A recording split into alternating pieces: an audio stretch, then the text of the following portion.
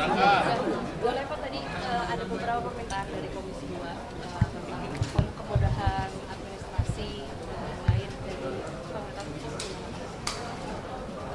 Kita menyepakati bahwa perlu ada percepatan pemulihan di bencana Sumatera ini. Yang pertama kami sampaikan tadi, persoalan anggaran menjadi penting. Karena itu kami menyampaikan persetujuan Presiden untuk relaksasi transfer keuangan ke daerah kepada seluruh pemerintah daerah di 3 provinsi yang terdampak bencana. Jadi kembali lagi TKD-nya nggak jadi dipotong. Tapi kita minta dialokasikan betul untuk kebutuhan-kebutuhan penanganan bencana. Jumlahnya itu sekitar 10,8 triliun. Kita akan awasi itu, kita akan fokuskan untuk memastikan mereka menggunakan itu secara tepat. Yang kedua, Kemendagri juga memastikan untuk memudahkan urusan-urusan dokumen kependudukan, KTP, kartu keluarga, semuanya. Kita bantu, kita mudahkan dan tidak dipungut biaya. Gitu. Ketiga, kita minta seluruh kepala daerah agar secepatnya untuk menyampaikan data-data yang dibutuhkan. Karena kan ini perlu nih, kebutuhan itu kan banyak dan dicukupi oleh kementerian-kementerian. Ada uang untuk pemulihan ekonomi, ada uang untuk hunian, gitu ya, uang untuk hidup, itu semua sudah dianggarkan di kementerian dan tentu kepala daerah harus melakukan pendataan by name by address supaya nanti bantuannya cepat dan tepat sasaran, begitu. Untuk rehabilitasi dan juga realokasinya di sana sudah sejauh apa, Mas? Ya. Sudah sejauh apa dan sudah berapa jumlahnya sudah?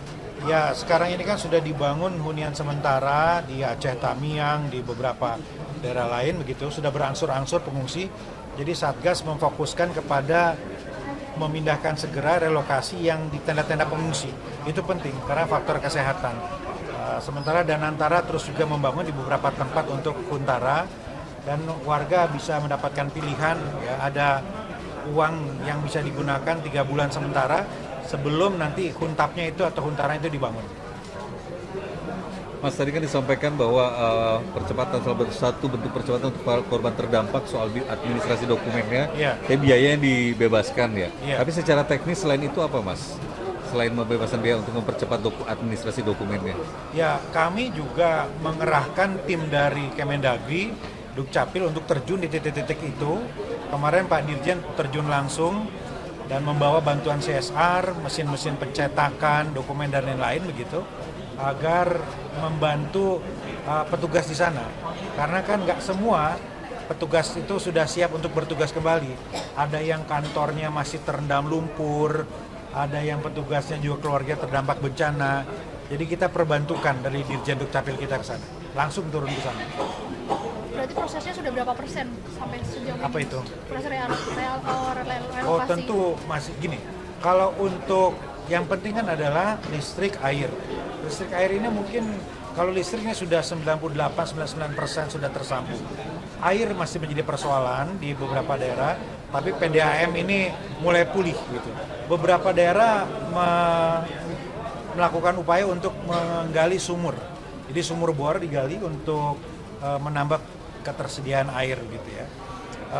Dan sembari berjalan kita terus melakukan relokasi pengungsi dari tenda ke hunian sementara ataupun direlokasi ke tempat-tempat yang lebih layak daripada di tenda. Juga Kemendagri ini kan sebagai tim ketua pelaksana ya dari Satgas kemarin. Pak, itu kan kalau untuk masalah terkait evaluasi tata ruang seharusnya di Pak Nusra tadi seperti apa Pak yang lahan-lahan yang bencana ini kan menimbulkan dampak yang besar terkait dengan tata ruang. Ada pergeseran sungai, pergeseran lahan, aliran yang berbeda.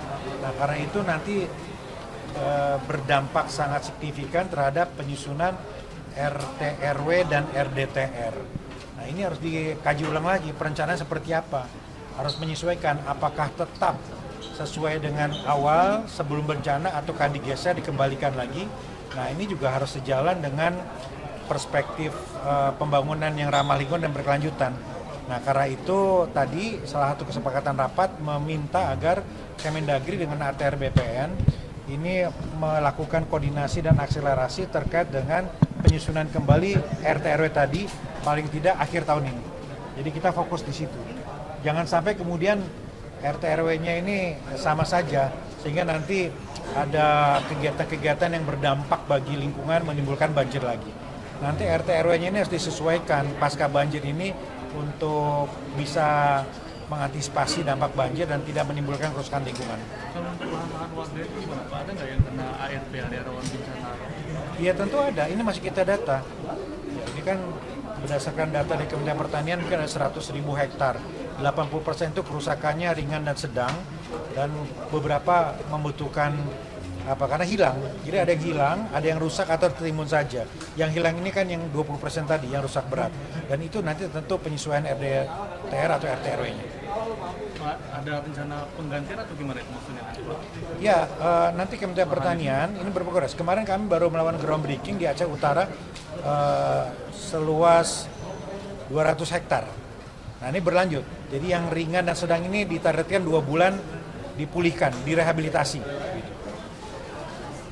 Cukup ya, makasih. Terima kasih Kang. Stay updated. Info terkini masih banyak. Jangan lupa subscribe, like, dan share YouTube official OKZone. Dan selengkapnya ada di okezone.com.